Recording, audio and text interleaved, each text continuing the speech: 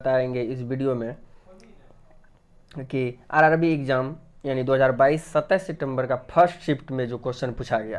तो आइए शुरू करते हैं। तो आज जो पूछा गया था करेंट अफेयर्स में कि लखनऊ सुपर जायंट्स के कप्तान कौन है, यानी कि लखनऊ सुपर जायंट्स के जो कप्तान है वह है केएल राहुल यानी कि लोकेश राहुल। दूसरा क्वेश्चन पूछा गया था ज्योग्राफी यानी कि नदी से कि माजुली द्वीप जो है किस नदी पर स्थित है।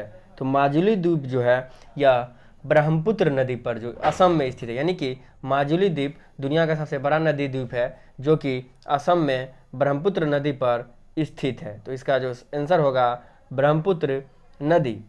क्वेश्चन नंबर 3 है विद्युत मोटर किस पर, यानी कि क्वेश्चन था विद्युत मोटर किस सिद्धांत पर कार्य करता है। विद्युत मोटर जो है फ्लेमिंग के बाएं हाथ के नियम पर कार्य करता है, यानी कि फ्लेमिंग के बाएं हाथ के नियम पर विद्युत मोटर कार्य करता है। पानी में कोई छड़ रखने पर टेढ़ी दिखाई देती है, क्यों, यानी कि पानी में कोई छड़ टेढ़ी क्यों दिखाई देती है। तो वह अपवर्तन के कारण यह टेढ़ी दिखाई पड़ती है। यह भी क्वेश्चन आज आरआरबी के फर्स्ट शिफ्ट में यह क्वेश्चन पूछा गया था। दोस्तों बहुत अच्छे क्वेश्चन आज पूछे गए। जैसा कि दूसरा एक क्वेश्चन और था तेलंगाना भाषा से, यानी कि भाषा से यह क्वेश्चन बार बार पूछा जा रहा है एग्जाम में, यानी कि यह क्वेश्चन भाषा से बार बार रिपीट हो रहा है भाषा से। तो तेलंगाना की दूसरी आधिकारिक भाषा क्या है, यानी कि तेलंगाना का जो फर्स्ट भाषा है और दूसरा जो उसका आधिकारिक दूसरी भाषा जो है वह उर्दू है। यह क्वेश्चन आज के एग्जाम में पूछा गया था कि तेलंगाना की दूसरी आधिकारिक भाषा क्या है, तो यह उर्दू है। और पूछा था प्रधानमंत्री मानधन योजना, यानी कि प्रधानमंत्री मानधन योजना किसके लिए है। प्रधानमंत्री मानधन योजना जो है यह लघु कृषक के लिए है, यानी कि प्रधानमंत्री मानधन योजना जो है यह लघु कृषकों के लिए है। क्वेश्चन नंबर एक और था कि प्रधानमंत्री किसान मानधन योजना के तहत 60 वर्ष से ऊपर किसानों को प्रति माह कितना राशि दिया जाएगा।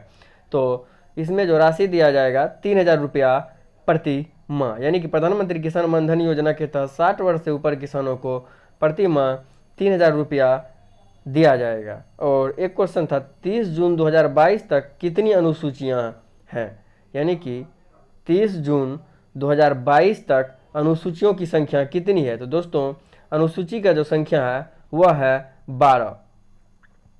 और एक क्वेश्चन पूछा था अब इमरजेंसी से, यानी कि राष्ट्रीय आपातकाल की घोषणा किस अनुच्छेद के तहत करता है, यानी कि राष्ट्रपति जो है राष्ट्रीय आपातकाल का जो घोषणा करता है वह किस अनुच्छेद 352 के तहत राष्ट्रीय आपातकाल और अनुच्छेद 360 के तहत वित्तीय आपातकाल लागू किया जाता है, जो कि वित्तीय आपातकाल अभी तक भारत में लागू नहीं हुआ है, जबकि अनुच्छेद 352 के तहत राष्ट्रीय आपातकाल अभी तक में 3 बार लागू हो चुका है। और एक क्वेश्चन पूछा था पंचायत वित्त से संबंधित, यानी कि जो राज्यपाल जो है वित्त आयोग का जो गठन करता है, यानी कि पंचायत में यानी राज्यपाल जो वित्त आयोग का गठन करता है वह अनुच्छेद 243 के आई के तहत। तो यह क्वेश्चन बहुत कंसेप्चुअल यानी कि बहुत बड़ा लैंग्वेज करके पूछा गया था कि तो इसका जो सही आंसर होगा 243 का आई। तो और आगे देखते हैं। एक क्वेश्चन पूछा था एक्स और वाई के बारे में क्या सही है। ये बहुत बड़ा कंसेप्चुअल है और इसका जो सही आंसर होगा वो ऑप्शन में दिया हुआ था। और एक था बेंजीन में कितने डबल बॉन्ड है, यानी कि बेंजीन में कितने डबल बॉन्ड है। तो इसका सही आंसर होगा ऑप्शन नंबर 3, यानी कि बेंजीन में 3 डबल बॉन्ड होते हैं। और एक पूछा था जवाहर रोजगार योजना किस पंचवर्षीय योजना में शुरू की गई थी। जवाहर रोजगार योजना जो शुरू की गई थी यह 7वीं पंचवर्षीय योजना में शुरू की गई थी, जवाहर रोजगार योजना। और एक क्वेश्चन पूछा गया था कि 2015 के आंकड़ों के अनुसार सोना का सबसे अधिक भंडार किस राज्य में है। तो 2015 के आंकड़ों के अनुसार सोना का जो सबसे अधिक भंडार कर्नाटक में है, जो कि वर्तमान में भी भारत में कर्नाटक में सोना का सबसे अधिक भंडार है। तो इसका इसका जो आंसर होगा कर्नाटक, यानी कि 2015 के अनुसार कर्नाटक में सबसे अधिक सोने का भंडार है। दोस्तों यह वीडियो आपको कैसा लगा कमेंट बॉक्स में ज़रूर बताइएगा। मेरे चैनल को सब्सक्राइब ज़रूर कीजिएगा ताकि आगे के हर शिफ्ट का आपको एनालिसिस देते रहेंगे। दोस्तों फिर मिलेंगे अगले वीडियो में।